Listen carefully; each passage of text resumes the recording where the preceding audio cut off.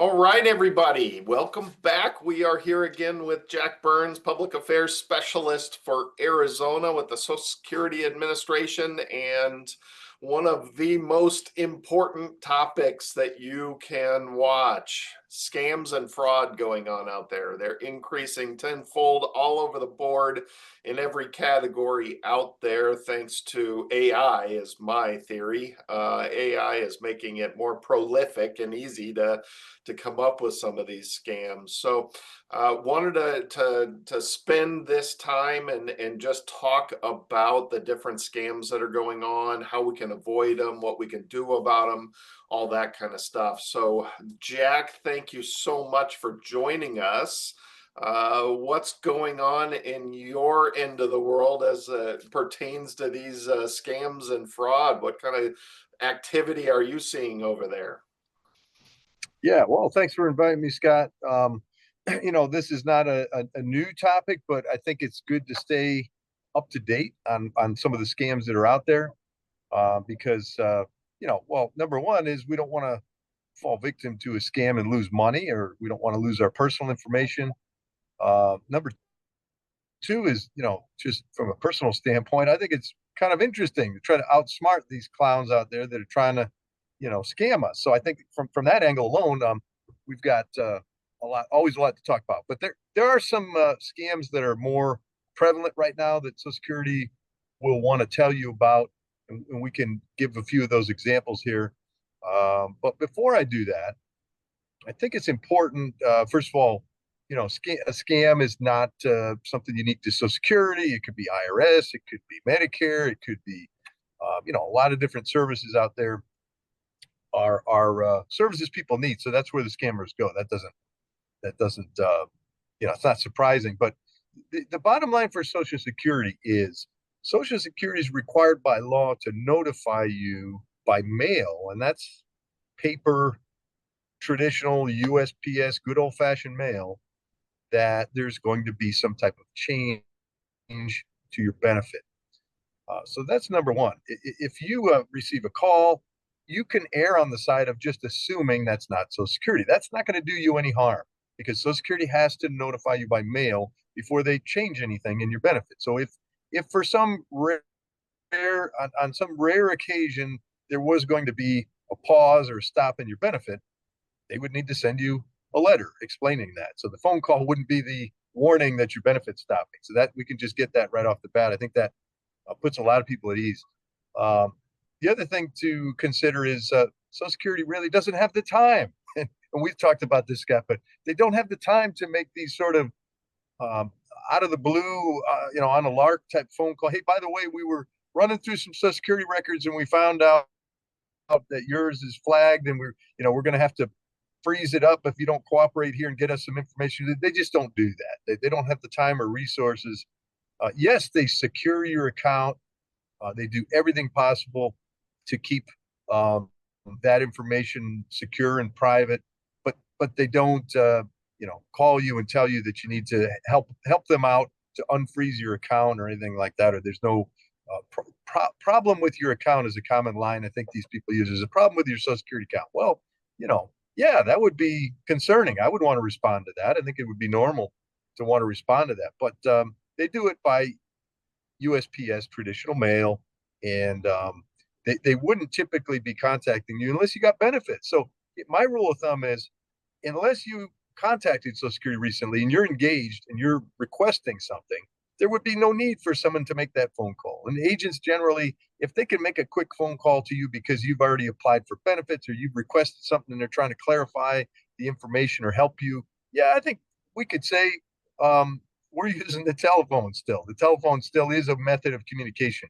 But when it comes to stopping your benefit or maybe collecting on an overpayment of benefits, which is another one I know you mentioned, Scott, before we started the video. If you get paid too much in benefits, yes, Social Security is required to collect that money. It's a public benefit. They need the funds to pay everyone's benefits. So if they've paid too much, they got to take it back. That's usually the way it works. But they wouldn't do that in a phone call ever. They would never ask you for money in a phone call. So I feel like, Scott, depending on how much coffee is in the office here today, I could probably keep going on. on this, but we do have a few examples. So I'll just pause for a moment and see where you want to head with the examples or the information that we get across in the video. Well, ironically, yesterday, we had this scheduled for today. Yesterday, I received an email from Social Security. So maybe that's a place to start. I'm going to share my screen and we can take a look at this because I think there is a lot to learn from as the lawnmower is going by my office here. So let me Couldn't hear. jump in and share this screen real quick.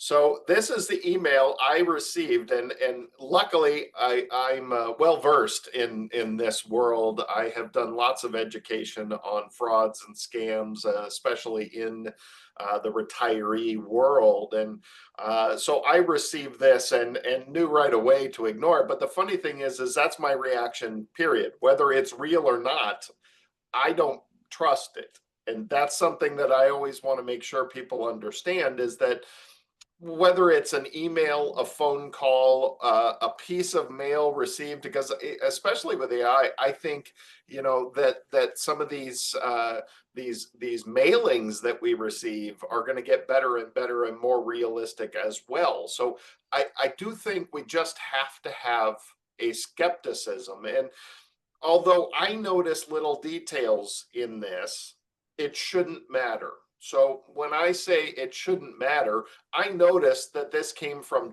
.com.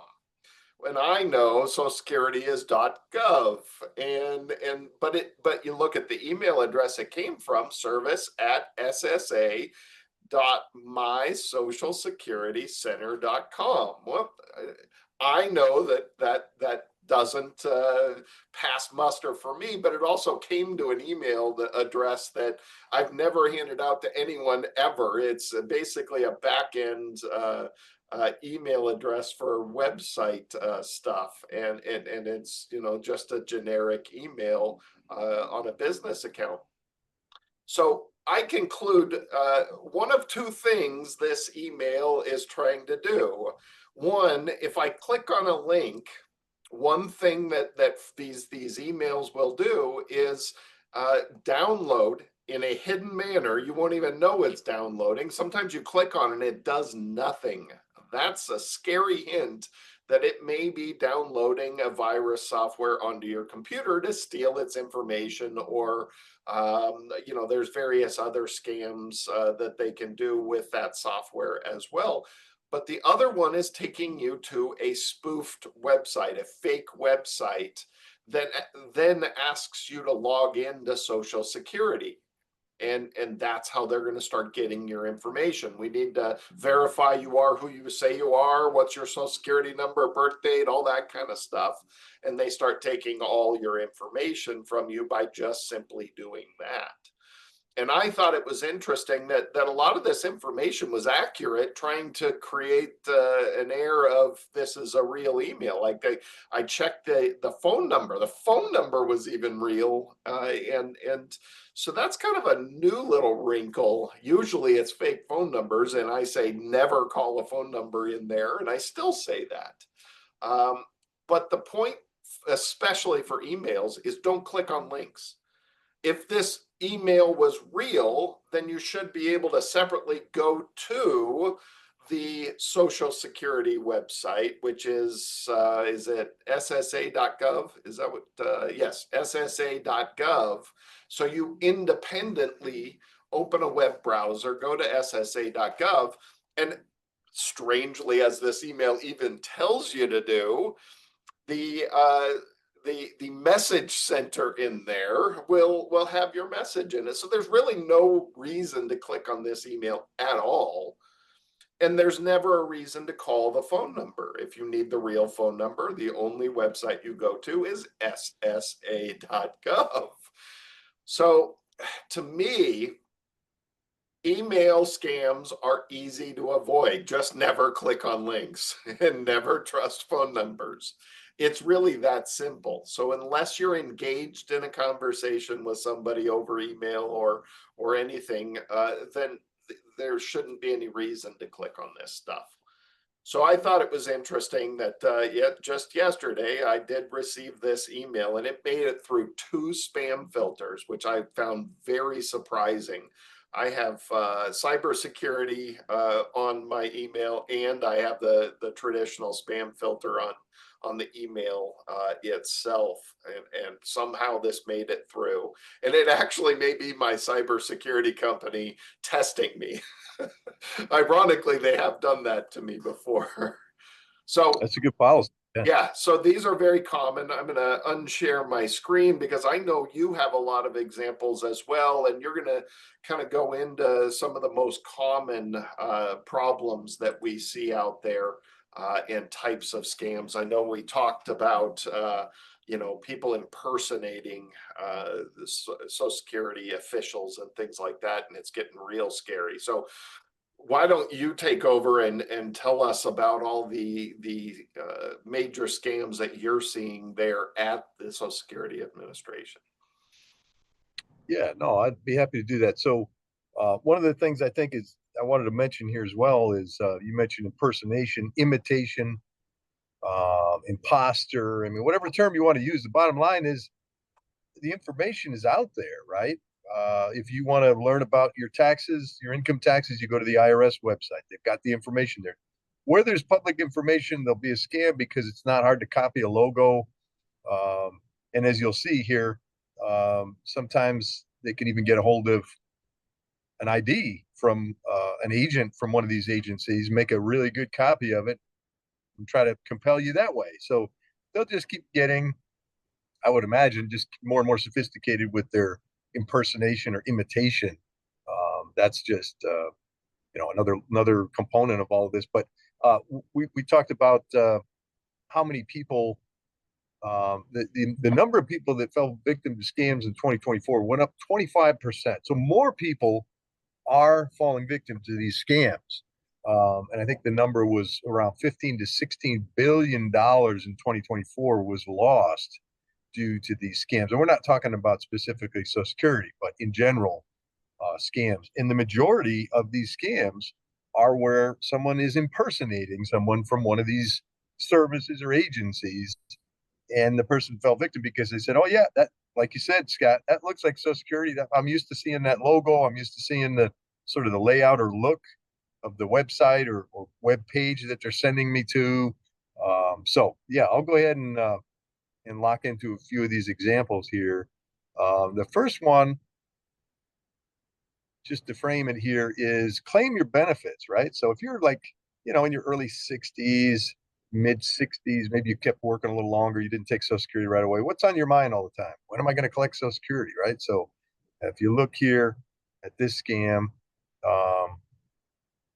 you're going to see, I won't read through this, Scott, but more after the examples here. So this is all information that you could get on Social Security's Office of Investigator General page.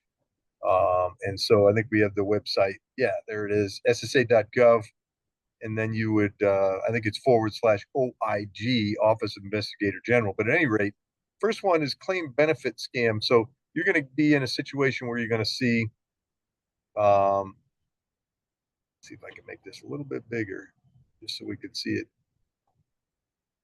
I'll put it on the slide view. Well, we'll leave it there. So here's one. It's important that you apply for your Social Security benefits this year, right? They got the Social Security logo there. As you pointed out, Scott, if you look up at the top there, that's .com where it's coming from. So that's a pretty clear cue. Next one is security update scam. Okay.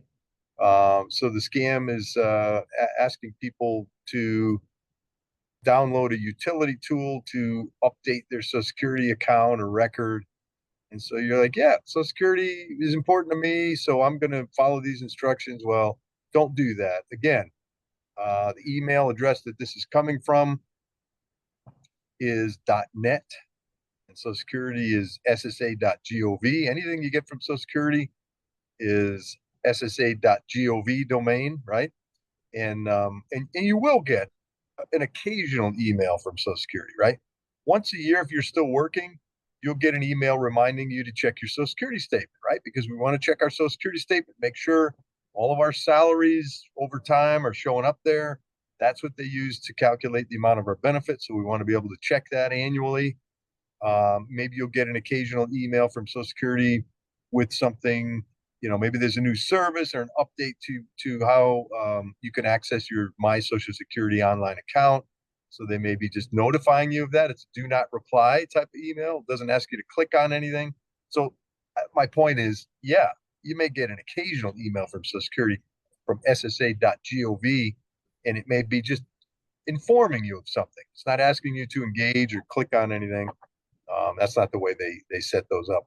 And last but not least, this is my favorite one, Scott, because I know what this thing looks like. I have to bring it to work every day and put it to the side of my laptop. And this is a really good attempt, but they're going to text you So that's an supposed to image be of their somebody's ID. identification.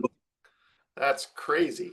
Well, it's supposed to be, yeah, that's supposed to be a Social Security agent's, and it looks like it. I thought of taking a picture and showing you mine on this, but I said, nah, I don't need to go quite that far. Plus, it's sitting in the side of my laptop right now. I can't pull it out. It's my credential to get onto the network. But at any rate, there's things that are off on this. This is not a perfect duplicate. They probably could have done a better job because, look at the Social Security logo. It looks a little bit more like football shaped than it does round like you would normally see it. And there's some other oddities here. So the point is, they're going to try to compel you to think, yeah, oh, yeah, this is Social Security. I'm being careful. But in this case, they've convinced me, yeah, it's Social Security. Well, guess what?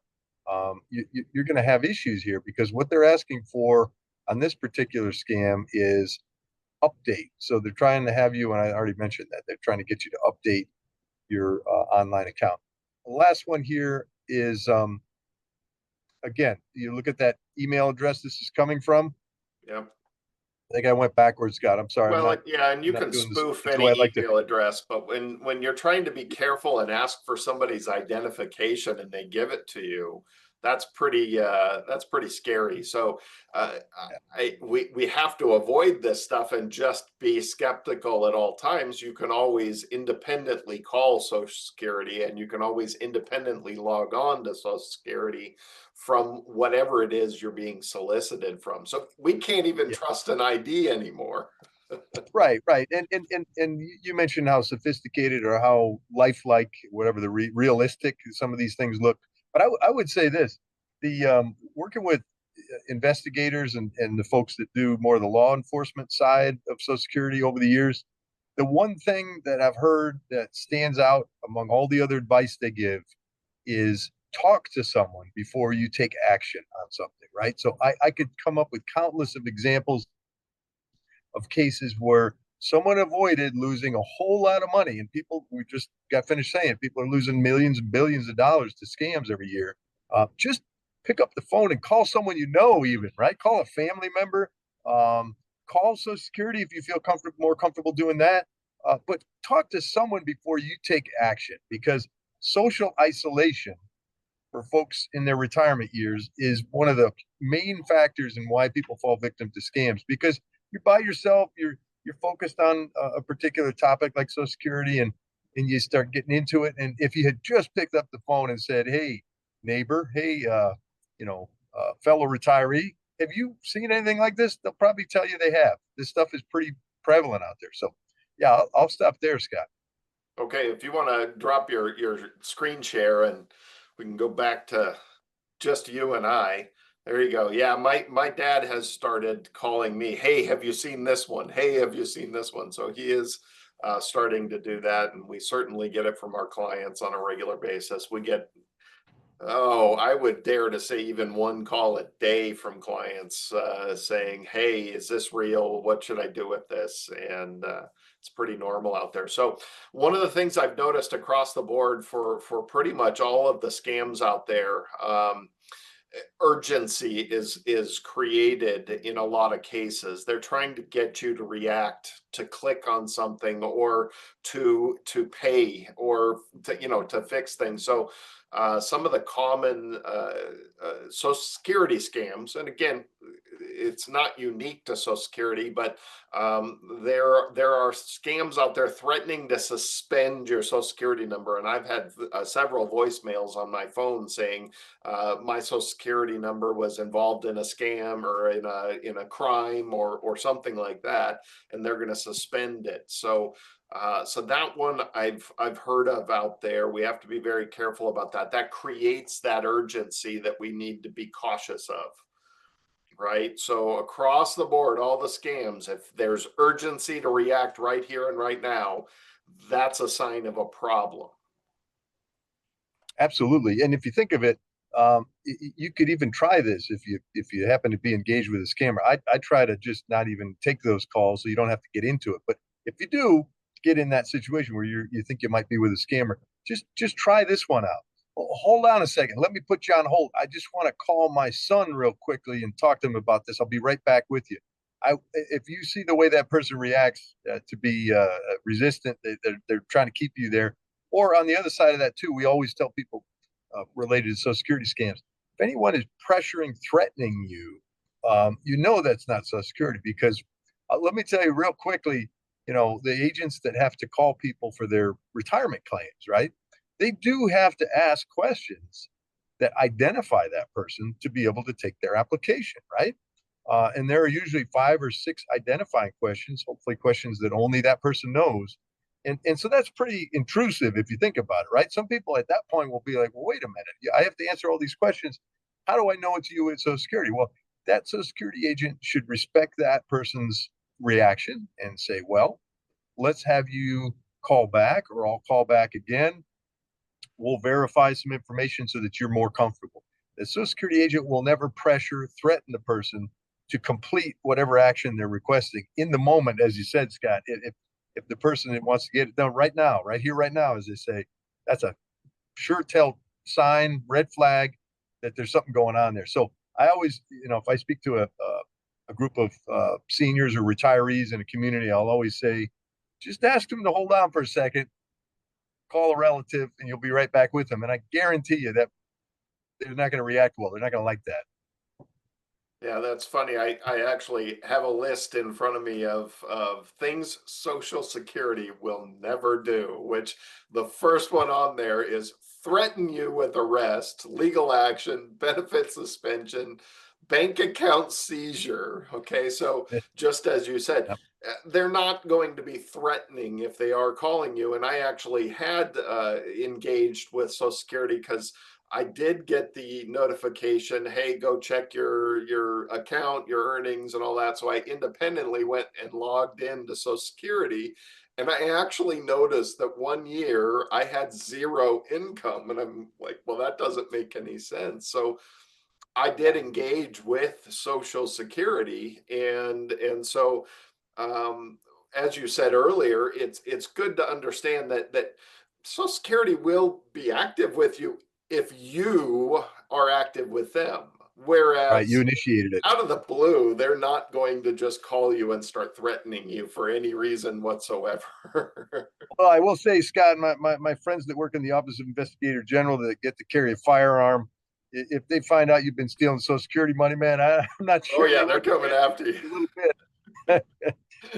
It's funny. It's strange when you find out that there are people that work for the post office that carry firearms, the Social Security Administration. They have police for pretty much every entity out there. Yes, sir. Yeah. So other things on this list, they'll never suspend your Social Security number. There isn't really such a thing. They'll never offer to shift your Social Security money to a safer account. Wow. uh, Demand you make payment immediately for any reason. They're never going to call you and demand money for whatever reason. Nope. Ask you for specific methods such as prepaid debit cards, gift cards, online payments, mailed cash, or crypto. Look, there's no real entity out there, whether it's IRS or Social Security or any other administration, that is going to take payment in cryptocurrency or prepaid debit cards or any of that stuff. Let's Nope. No, see. And sir. that's something that I have had several You know, clients fall victim you, to. you know, I'll say this though, Scott. I think that just it really explains the level of panic and concern when you get in that situation, if Social Security is really, critical income that you need to pay your bills, if you get someone on the other end of a call that's saying, "Hey, that we're going to shut that off on you," and that can be anxiety provoking to say the least. So, it's not as though we don't um, understand why people fall victim to these scams, but to continue to educate really is what we need to do. Because I could see if I was paying my electric bill right now, as hot as it is outside, and someone calls me up and says, "Guess what? I'm shutting your income off for unless you pay me this money." I mean, it's understandable why this is happening. Yeah. So one of the things I noticed on here, and even with the email I shared, one of the things Social Security recommends is verify you're communicating directly with Social Security. But I want everyone to understand two things. One, you can spoof an email address, but you can also spoof a phone number. So caller ID might show the real Social Security phone number on it, even though you're not actually talking to Social Security. So when the Social Security Administration recommends verifying you're speaking actually with them, that means going in to the actual ssa.gov website and getting the phone number and calling them directly, as opposed to just believing that the phone number that shows up on your caller ID is actually real.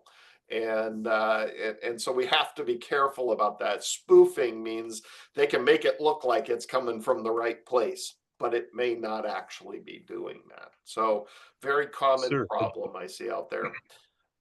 Again, One other if you thing, find, go ahead. oh, I'm sorry, Scott. No, I was just going to say, if you find yourself having to call Social Security, or you're calling them back, as I mentioned, some folks that aren't going to file online, which is the best way to file for your benefits, by the way, ssa.gov.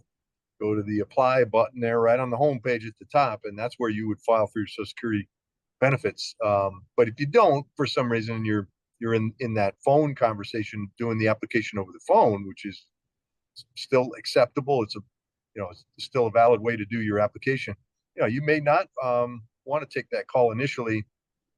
You may want to say, "Hey, can I call you back?" And that way you're initiating the conversation. But I'll tell you what, a lot of folks will, once they find out Social Security is going to call them to do their application for benefits at a specific time, that gives them some peace of mind, right? Because Sure. these calls that we're getting, I mean, they're all hours of the day. We don't know. It's just out of the blue. But if you say, "Okay, Social Security, I would like my appointment at 10:30 a.m. on Friday," well, they're going to be as on time as possible. Not saying every single appointment is exactly on time, but for the most part, they're shooting for that time. So that it's them calling. Even if the number they're calling from is not familiar, that it was prearranged to have that appointment. So I think that's important. Yeah. Okay. So I had an experience with a client that was imminently getting scammed, and she had already lost, I think it was about $25,000 at this point. The daughter was in town from California, who happened to be one of those type A lawyers and just a go-getter. Well, she was at home with mom trying to help get out of all this and get it cleaned up. And the scammer called, and mom answers, and daughter jumps in, grabs the phone, and starts threatening the scam artist that was engaged with mom. And I got this firsthand. The scam artist said, "Oh, you must be the daughter. Your name is this. Your social security number is this, and I am currently ruining your credit." And it was real. And ever since I got that firsthand account from the daughter, who spent the next 3 years cleaning up her mess that was created, um, I always tell people, don't engage. Don't don't don't placate them. Don't play with them. I used to have fun when marketers would call me, and I'd chat with them and just have fun with it. And that scared me out of talking to any unsolicited phone call ever again. I don't engage at all, and There's so no that's point. very important for people to understand.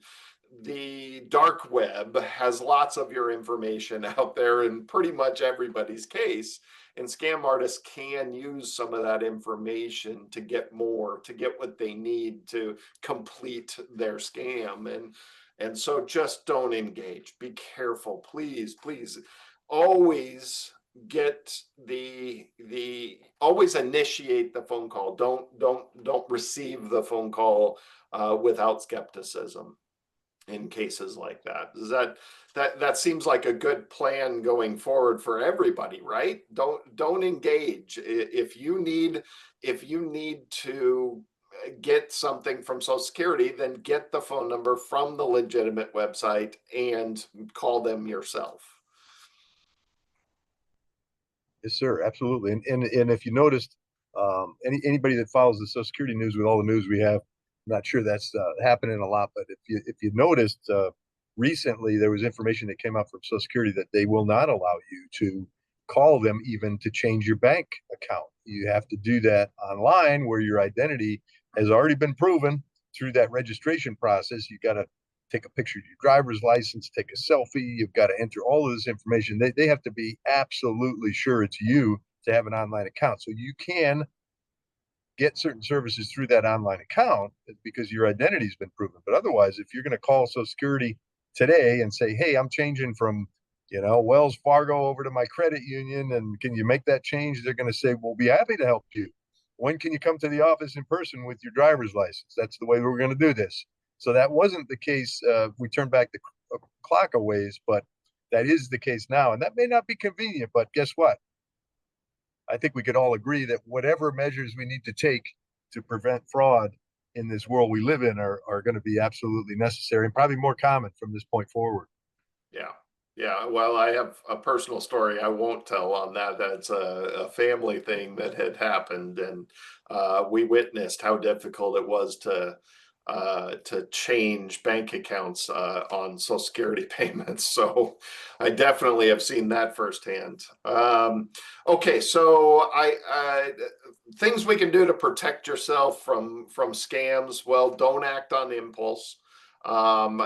Nothing requires payment right here right now to stop the suspension of your Social Security or any of that stuff. So don't act on impulse. Always take a step back. Don't click on any links in any email ever unless you know who's sending it to you and they told you they were sending it to you. Avoid answering calls from unknown numbers. But honestly, if you pick up your phone and somebody's calling you, just have skepticism right off the bat. They're never going to ask for personal information when they call you. You just simply, even if it's real, you say, well, can I call you back? And don't take their number. Go independently find their number, whether it's a credit card company or Social Security. And then protect your money. The forms of payment like Zelle and Cash Apps and Venmo and all those things. You've got to be very careful with all that information. So, what does the Social Security Administration want us to do if we are getting scammed? Yeah, well, I think you hit on the high points here, Scott. You don't want to respond to phone calls you're not expecting. You don't want to respond to emails. Social Security agents, even if they're working with you, are generally not going to have a back and forth with the email. There is a new service Social Security will offer you to upload certain documents, and to do that, they have to send you a message, one-way message here. This is where you can upload the document to your my Social Security account online. If you're going through a claim process, right? That's something that exists. So it's good to be aware of what's out there. But otherwise, no, you don't want to reply to emails. You don't want to, certainly, we've said a number of times here today, don't click on anything in an email. You don't want to reply to texts or click on any links in texts. None of this stuff really, there's no need to engage with someone until you're ready to engage with Social Security. And then I can tell you, Scott, there are over 70 million people getting Social Security out there. Very, very small percentage of them, once they have Social Security coming into their bank account every month, need to even interact with Social Security. I mean, you're getting a lifetime benefit deposited to your account every single month. You've gone through a lot to get there, right? You paid the FICA tax on your wages all your life. You went through a claims process. You identified yourself with Social Security. I mean, God knows what you went through to get to that stage of your life. You don't need to usually engage with Social Security once you get that monthly payment. So, other things you can do, of course, are just stay aware of what scams may be out there. If you're part of a community organization or if you're a member of an association, bring the topic up occasionally, right? And of course, you're doing a great service here today, Scott, just by talking about this and having a dialogue. But number one, I'll get back to what I said earlier. Number one thing we always want people to do if they're, getting scammed or getting approached by some sort of a scammer is to stop and talk to someone else, because that's generally how these things don't go, to completion. Is someone took a moment and thought about it, talked to someone and said, "Oh yeah, I guess this is a scam," right? But if you fall into that urgency, that pressure, that got to do this right now, that's where most of these things get ugly. Yeah, that pauses the urgency. That pauses that knee-jerk reaction, that impulse. So your reaction should be, I need to check with somebody else on this. That's a good reaction. And that'll break Yeah, that cycle right away. you know what, Scott? I think about it this way too. For anybody out there that's ever done a telemarketing job, I think most of us that started working at an early age probably had a few jobs like that. What's the goal there? You want to contact as many people and get as many sales as you can. And you don't want to engage with a person too long that may not pan out and get you your commission, right? So these scammers are working under the same principle. They want to talk to lots of people. If you pause or you're kind of wobbling a little bit too long and taking too long to answer, they'll probably just move on to the next person anyway. But anyway, that's just something I've observed. So if I call the Social Security Administration directly to report a scam, will they forward me to the Inspector General's fraud hotline, or do I have to call that fraud hotline Absolutely. directly? I think it would be a more they will transfer you. I would think that it would be easier though to go directly to that number. And then there is a link on the Social Security website that you can report there. If you're already online, that would probably be easier too. We can get those. Let's see if I can. While we're still talking here, before we close up, I can get those out on the screen here.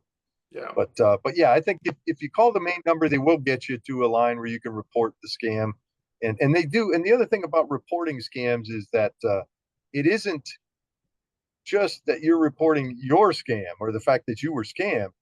You're helping them compile a database of what the common scams are out there right now, so that they can continue to educate people and get the word out. So compiling information about scams is certainly has value on its own, rather than just thinking about, well, if I should report that this happened to me. They may not be able to take action on your particular situation, incidents, but they will be able to compile, by everyone reporting these things, good information for the public.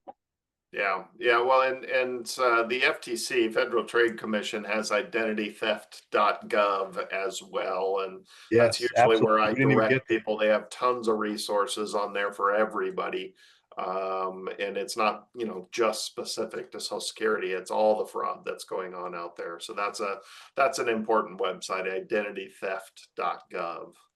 Absolutely. You know what, Scott, we could go on this topic for a long time, and I know we got the length of the video to work with here, but the FTC.gov or identitytheft.gov has a wealth of resources there. That is the federal agency that's tasked with helping people that are victims of identity theft. So they have a way that you can set up an account and save information. You can create a plan to recover your identity if you've been a victim of identity theft.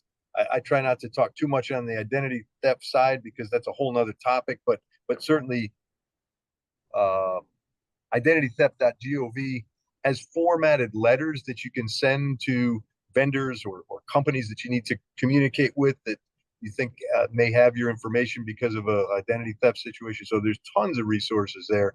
But I was going to I'm reminding myself here, if you want to look at the Office of Inspector General of the Social Security Administration, because most of the government services will have their own OIG, we call it. You can just Google ssa.gov/OIG, or the actual address comes up here as oig.ssa.gov. Yep. But you can report there. You can, whether you want to do it via phone call or just do an electronic online report, you can do both of those. Great. Fantastic. All right. Well, I really appreciate this. This is important stuff for everybody out there. Jack, thank you again. This has been informative. Not sure what our next topic's going to be, but we'll find one and we'll do another one of these in a week or so. I appreciate your time again, and thank you so much for helping out with all of this. My pleasure. Thanks, Scott.